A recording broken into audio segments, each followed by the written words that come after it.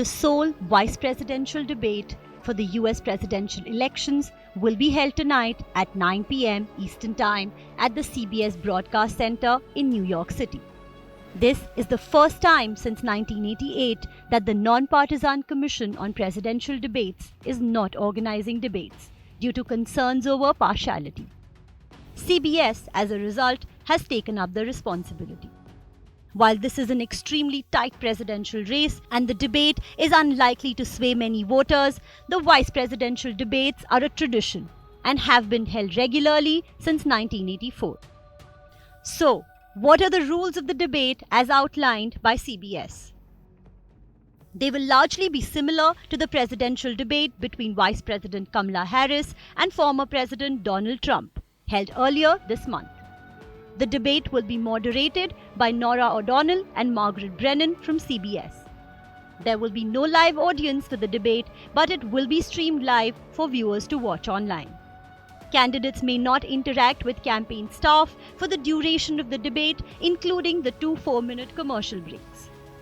Candidates also cannot bring pre-written notes or props on stage, and they will have 2 minutes to answer a question and 2 minutes to respond.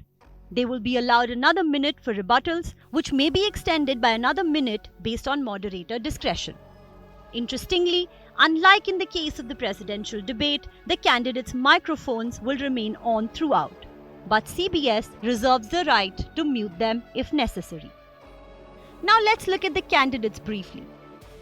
Both are white males from the Midwest, veterans, and in the age range of 40 to 60 years.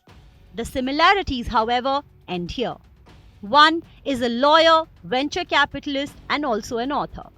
The other is a former high school teacher and football coach. Tim Walz has also been active in politics longer than J.D. Vance.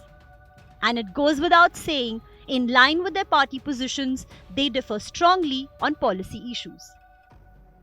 Reportedly, both candidates have been working hard to prepare for today's debate.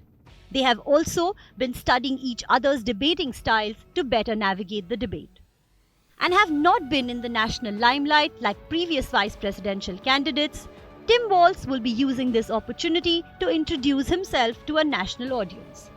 J.D. Vance will also be trying to prop himself up as a future leader and presidential candidate for the next elections. Both candidates will reiterate their and their respective parties' promises of providing a better future for Americans and for the nation. The important issues that one can expect to be discussed during the course of the 90-minute debate include economy, immigration, and crime for Vance, issues on which Trump and the Republicans are being favored in the polls. Walz, on the other hand, is expected to focus on abortion rights and reproductive health. He may also focus on Vance's controversial statements, including the now well-known childless cat lady's comment, as well as his derisive remarks on Ohio Haitians. An interesting thing to look out for is whether Tim Walz will revive his Vance's weird pitch for the debate. Since Kamala Harris has been understood as having won the presidential debate with Donald Trump, one can assume that it puts J.D. Vance in a slightly pressured situation.